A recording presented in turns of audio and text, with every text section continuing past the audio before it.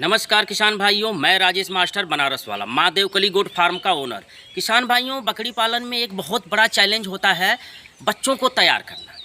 क्योंकि अगर बच्चे शुरू में आप ध्यान नहीं देते हैं, अगर बच्चों का ग्रोथ रुक जाता है, बच्चे इनेमिक हो जाते हैं, कमज़ोर हो जाते हैं, बीमार हो जाते हैं, तो फिर निश्चित रूप से उस बयान का बच्चे को आप सुधार नहीं सकते हैं। वो बच्चा ऐसे मरमराहा टाइप का रहेगा, फिर अंतिम में आपको ये कहना पड़ेगा कि इसको हटाइए। तो बकरी पालन में अगर आपको सफल होना है तो अपने फार्म पे आपको खुद की पठिया तैयार करनी पड़ेगी, बकरी खुद की तैयार करनी पड़ेगी। आप बार बार बाहर से बकरी नहीं ला सकते, उसमें बहुत ज़्यादा पैसा लगता है। जो बकरे आप बेचते रहिए, लेकिन बकरियों को आप तैयार करिए। जिस तरह से हम लोग खस्सी को तैयार करते हैं, स्पेशल फोकस करते हैं, उसी प्रकार हमको पठिया पे भी फोकस करना पड़ेगा। क्योंकि जितनी अच्छी पठिया रहेगी उतनी अच्छे बच्चे भी आपके पास आएंगे और उतना बढ़िया आपका फार्म चमकेगा भी। तो कुछ होता क्या है कि हमारे किसान भाई करते क्या है कि बच्चा पैदा हो गया, माँ के साथ छोड़ दिए, अब वो पेट भर दूध पिया नहीं पिया, क्या किया, कैसे किया, इन सब चीज़ों का ध्यान नहीं देते हैं। जबकि होता ये है कि हमारी जिम्मेदारी बनती है कि जिस जानवर से हमको पैसा कमाना है उसका ध्यान देना बहुत ज़रूरी होता है। अब देखे होंगे कि अगर मान लीजिए पेट भर दूध उसको मिल रहा है, आवश्यकता से ज़्यादा दूध मिल रहा है, तो भी वहाँ खराबी आएगी, बच्चा दूध पीकर पोंकेगा। वहाँ हमको ये ध्यान देना है कि बच्चा आवश्यकता से ज़्यादा दूध ना पिए। उस दूध को आपको 3 से 4 बार में पिलाना है कि थोड़ा थोड़ा पिए और उसको पचा ले। अब दूध की कमी हो रही है तो जाहिर सी बात है, दूध की कमी होगी तब भी उसका पेट नहीं भरेगा, वो कमज़ोर होगा। तो अब दूध की कमी हो रही है, वहाँ पे हमको दूध की कमी का पूर्ति करना पड़ेगा। वहाँ पे मैं आपको कभी सलाह नहीं दूंगा कि आप भैंस का दूध पिलाइए, गाय का दूध पिलाइए।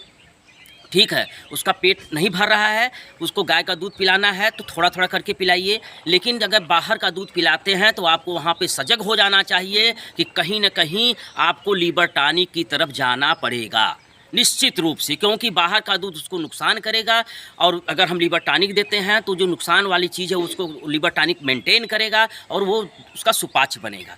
दूसरी चीज़ आती है कि जब बच्चा आपका खाना शुरू करता है, लगभग मोटा मोटी 20 दिन 25 दिन में बच्चे खाना शुरू कर देते हैं इधर उधर, उस समय आपको स्पेशल ध्यान देना है कि बच्चा कहीं मिट्टी तो नहीं खाने लगा, कहीं गंदी चीज़ें तो नहीं खाने लगा। तो वहाँ पे आपको ध्यान देना है, इन सब चीज़ों से बचाते हुए उसका डिवार्मिंग कर देना है। क्योंकि डिवार्मिंग कर देने से इन सब चीज़ों से आपको, इन समस्याओं से आपका समाधान हो जाएगा।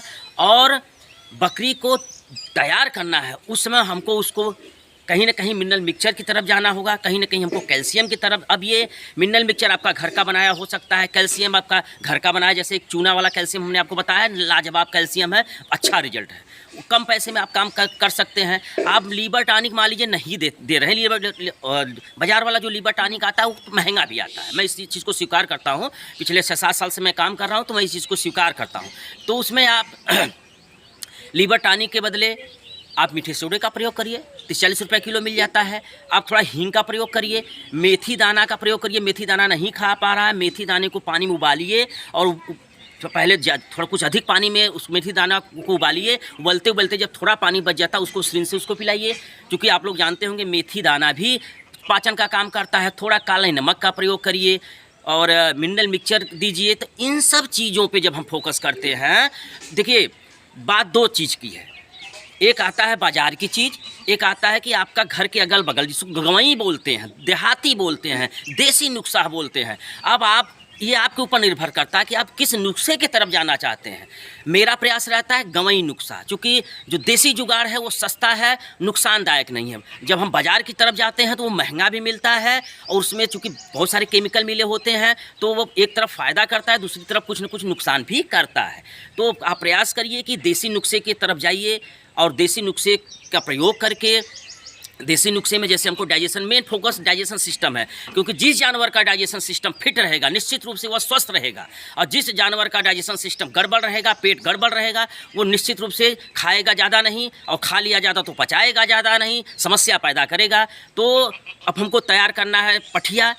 तो पठिया तैयार करने के लिए हमको दूध के साथ बढ़िया मेंटेन करना है, उसका पेट अच्छे से भरना है और कहीं ना कहीं थोड़ा दाना मिक्सचर की तरफ जाना पड़ेगा, कैल्शियम की तरफ जाना पड़ेगा, मिनरल की तरफ जाना पड़ेगा। इन सब चीज़ों का हम जब ध्यान देते हैं तो निश्चित रूप से जो भाई करते होंगे वो देखे होंगे रिजल्ट। मैं आपको एक नमूना दिखाना चाहता हूँ, जो हमने एक प्रयोग किया स्पेशली एक जानवर पर, हमने स्पेशल उसका रख रखाव किया और उसका रिजल्ट इतना तगड़ा आया कि अब हमारे दिमाग में यह आ गया कि ये प्रयोग अगर हम सारे बच्चों पे करते हैं तो मेरे सारे बच्चे बहुत ही स्वस्थ होंगे। आइए मैं एक दिखाता हूँ एक पठिया। ये भाई पठिया मैंने स्पेशल काम किया है, इसीलिए मैं वीडियो में आप लोगों के सामने इसको लाया हूँ। ये 4.5 मंथ की है। आप यकीन नहीं करेंगे, क्योंकि इसका ग्रोथ ही इतना हाई हुआ है कि मुझे भी अचरज हो रहा है कि मैं कहाँ खोया था।